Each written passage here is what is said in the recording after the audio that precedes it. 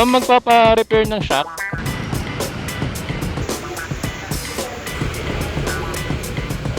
Dust seal and oil seal, pinalitan din nila. Kumanda yung takbo natin.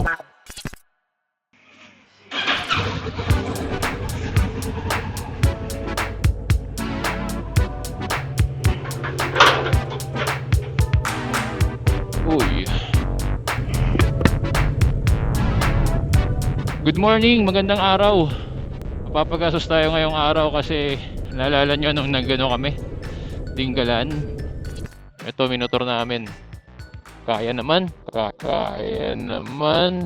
So nangyari, nalubak kami. Matindi. Akala ko okay lang.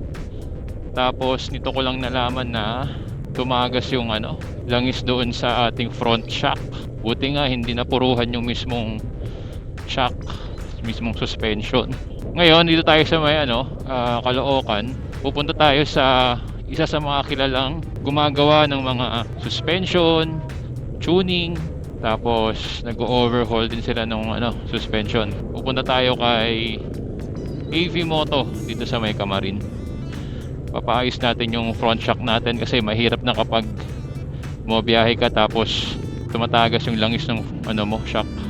Baka lalong masira yung shock natin. Mas mahal yung magiging magagastos natin. Dahil kilala ang AV Moto pagdating sa mga motor, paggawa ng motor, PMS, sa suspension, maraming kliyente. So anong nangyayari, by schedule. Kaso hindi tayo nakapag-schedule, parang hindi na ata nakita yung chat ko. Nag-chat kasi ako kagabi, hindi na ata nakita na papaschedule ako ngayong umaga. Pero nag-reply sila kanina lang, and then sabi walk-in na lang daw, pero expect daw na mahaba yung pila. Nagtingin na kasi ako sa mismong Kawasaki laser bike. Matatagalan daw kasi pre-order yung mga parts na kailangan. Anyway, mahalaga maayos to kasi ginagamit ko rin siyang pampasok. Hindi naman araw-araw, kapag may report lang ako sa office. Actually, ang dami kong pinagtanungan before ako mag-proceed sa AV Moto. Ang number one reason nila kaya nag-AV Moto ako kasi kulang sa parts, and yung iba hindi rin kaya magkalas. Tapos yung isa kong pinagtanungan dito sa may Novaliches, sinuggest na sa na lang, AV Moto. So hopefully magawa to ngayon araw para cross out na natin yung problema. Ano na tayong isipin. Pag nabili mo yung motor mo, hindi titigil doon yung gastos eh. Tuloy-tuloy na yon. Accessories, maintenance, upgrades, replacement, mga ganyang factor. Hindi talaga maiiwasan. Lalo na to pag yung shock yung napuruhan, nakita ko yung tagas. Kapag yung shock napuruhan, yun, gastos. Kamarin na tayo. Kapag nakikita ko yung AV Moto, pag gagawin ako ng Fairview Commonwealth, ang daming motor. Sana ngayong araw konti. Ayun na, nakikita ko na AV Moto. Mukhang sheesh, ang daming motor. Tingnan natin kung makakapila tayo. For sale pala yung iba, kaya pala madami. Ma'am, magpapa-repair ng shock, ng front shock. Walk-in lang po eh. Okay.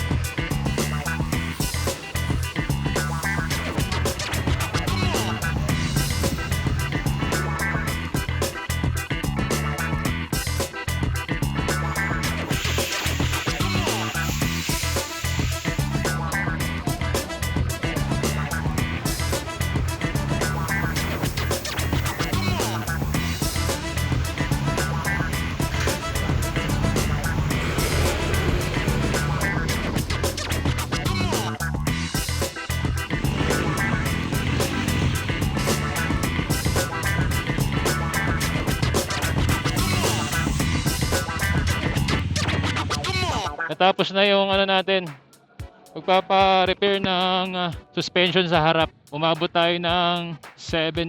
Dun sa 7.8 na yon, meron na ring tuning front and rear suspension. May pinalitan din silang seal.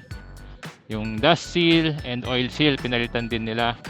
Pati yung ring sa loob na galvanized, pinalitan daw nila ng stainless. Dumating tayo sa AV Moto around 9:30. Ginawa yung motor natin around 11 AM. 1 hour and 30 minutes yung tinagal bago tayo tawagan. Okay din yung tuning.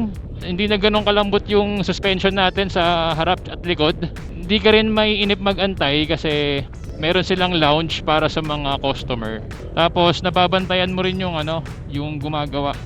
Kasi tanaw sa lounge kung paano nila ginagawa mula sa pagkalas, sa paglinis, sa pag-replace, and then sa pag-reinstall. Meron din silang 1 month service warranty.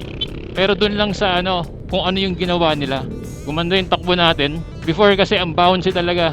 Kaya maganda talaga, natutono yung suspensions natin. Depende sa kung paano natin ginagamit.